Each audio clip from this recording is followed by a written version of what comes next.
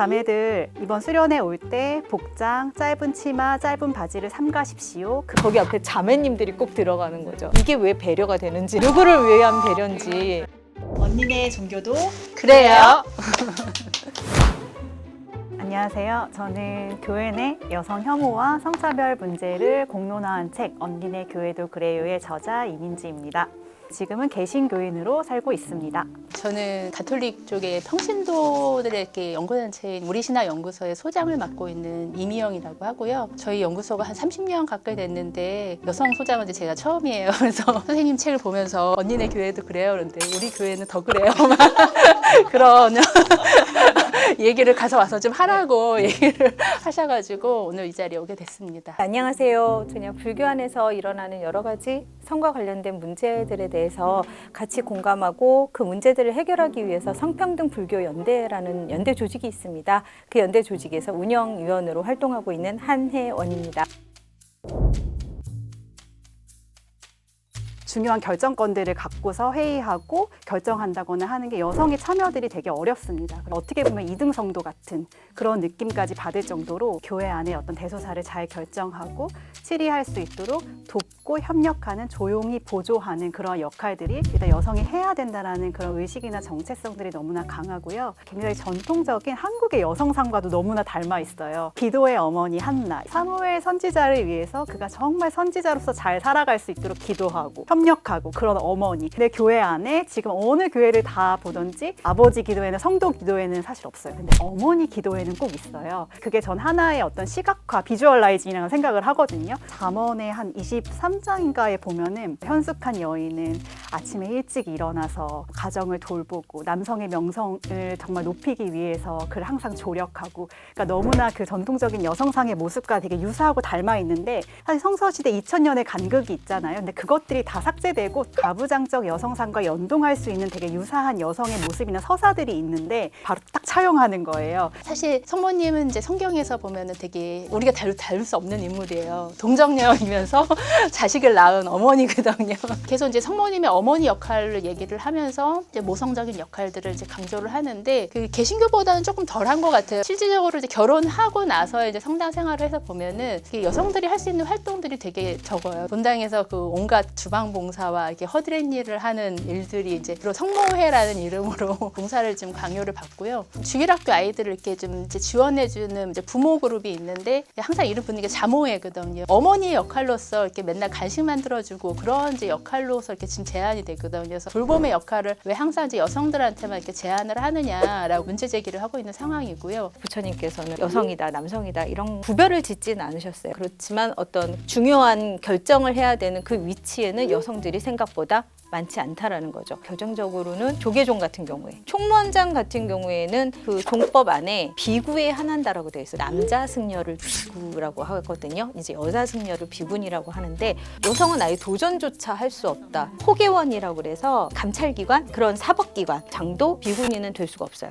비구에 한한다라고 되어 있어요. 원로회의도 마찬가지예요. 성체를 이렇게 이사 중에 나눠주는 그런 역할을 하는데 평신도의 여성들이 지금 거의 안 해요. 그러니까 왜냐면은 여성들이 이렇게 하는 거에 대해서 화장품 냄새가 난다라든지, 이제 수녀님도 그 성체 분배를 할 수 있는데 수녀님이 있는 줄은 적고 이제 신부님이 하는 줄만 긴 편이고, 그러니까 사람들 사이에서 이제 내면화된 거죠.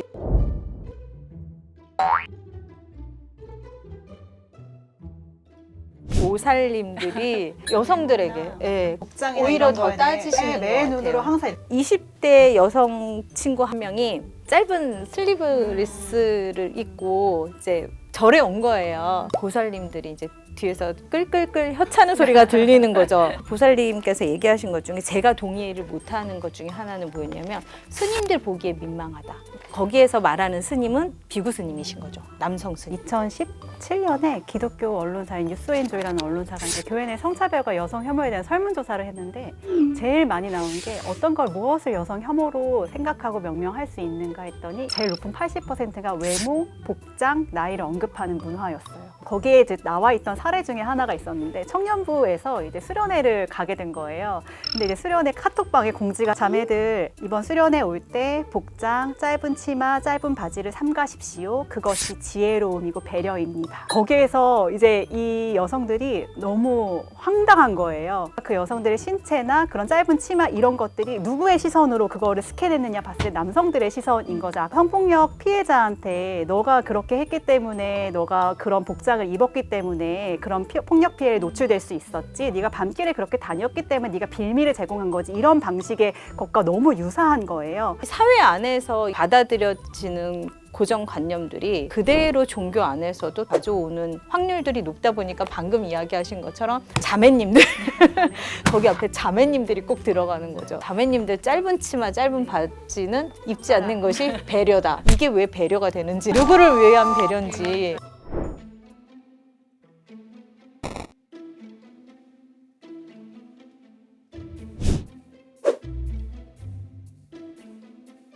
꼭 문제가 발생하면 저 패턴으로 가요. 사찰에서도 더 젊은 보살은 왜 스님방에 저렇게 왔다 갔다 많이 해? 그걸 일일이 체크를 하고 계시는 거지. 가톨릭 같은 경우도 신부님들이 이제 결혼을 안 하는 이제 독신제다 보니까 그러니까 주변에 여성들이 있으면 이렇게 딱 의혹의 눈으로 저 자매는 왜 저렇게 신부님하고 가깝지? 이런 시선들이 좀 있고요. 시선 자체가 이런 어떤 성폭력이나 젠더폭력 같은 게 발생을 하면은 가해자에게 초점이 맞춰지지 않고 시선 자체가 피해자에게 이동하는 거예요. 예를 들어서 요즘에 많이 나는 퍽치기 범죄 같은 것도 강력범죄잖아요. 강력범죄로 금품을 갈취하는 범죄가 발생했으면 딱 그 범죄 사실에 집중해서 이 가해 행위의 잔혹성, 피해의 심각성 이제 이런 것들 중심으로 보도되는데 똑같이 성폭력이나 강력범죄가 발생했으면 완전히 이동해서 이 여성이 어떻게 이 밤길에 이런 외모는 외형은 술을 마셨는지 안 마셨는지 사람들의 온통 관심들이 그러니까 2, 3차 가해로 다시 이어지는 여성을 단속하면서 여성에게 그런 시선들을 보내는 게 종교 안에도 그런 시선들로 내면화된 게 많다라는 생각들을 합니다. 실은 피해자 중심으로 사고를 해야 되지만 밖으로 이런 것들이 밝혀질 때에는 피해자 중심이 아니라 가해자 중심으로 가야 되는데 오히려 문제 제기하는 게 너무나 어렵죠. 이게 완전히 허들이 되는 것 같아요. 계속 이야기했던 것처럼 이 성폭력 문제는 특히 위계, 권력 구조의 위계가 가장 크게 작용하는 부분이잖아요. 종교 안에서는 더 위계가 있는 상황에서는 그 위계를 넘어선다라는 거는 피해자가 할 수 없는, 그리고 교묘하게 가해자들은 약한 피해자들한테만 그러잖아요. 가스라이팅. 훨씬 더 어려운 것 같아요. 진짜 가스라이팅이 맞는 것 같아요. 거룩함을 다루는 이제 그런 이제 거룩한 존재라고 생각이 되기 때문에 이 사람이 저지른 잘못은 거룩한 사람이 이렇게 타락하게 만든 이제 외부적인 요인이 있다라고 이제 그런 생각들을 더 먼저 하게 되는 것 같아요. 교회의 사람이라고 생각하는 그 성직자를 먼저 보호하고 이 피해자는 마치 교회 구성원이 아닌 것처럼 교회의 그 구조를 위협하는 이제 그런 것들 이제 거룩함을 손상시키는 사람인 것처럼 대하면서 피해자가 당하는 고통이라든지 이런 것들은 사실은 잘 관심도 없잖아요. 보호할 생각도 없고. 목사님을 되게 구약의 어떤 제사장처럼 그렇게 말하거든요. 말씀을 선포한다, 대언한다, 하나님의 사자다. 맹목적으로 되게 신격화하는 그런 분위기가 너무 있어요. 그래서 종교 지도자들, 남성들이나 어떤 목사들이나 목회자들을 통해서 오는 성폭력 사건들이 되게 많은데 비호하면서도 저 영역은 하나님이 다루실 영역이야 라고 말하는 사람들이 너무나 많아요. 그래서 이 인터뷰하면서 만났던 여성들이 소그룹 모임에서 목사가 너무 여성 혐오 설교를 하는데 닮아가지 말아야 될 전형으로 여성을 동원하는 설교인 거예요. 이 여성이 너무 문제가 있다라는 걸 알고 소그룹에서 다뤘는데 결국에는 너는 그건 하나님이 주신 생각이 아니야. 그거는 악한 생각이야. 그거는 사단이 생각이야. 이런 방식으로 제 책도 마찬가지인 거예요. 보수화된 목사들 중에 하는 얘기가 완전 너 신성 모독을 하고 있다라는 이런 얘기들을 비일비재하게 들었거든요. 천주교 미투가 처음 나왔을 때 사실 이제 주교님들 이제 대표가 이제 먼저 사과하시고 그 성폭력 예방 위원회를 만들겠다라고 대책으로 내놨었어요. 근데 그 위원회가 만들어지긴 졌는데 위원이 누군지 무슨 활동을 하고 있는지 지금 5년 동안 아무것도 발표가 된 게 없어요. 신부님들도 성폭력 예방 교육을 하긴 한대요.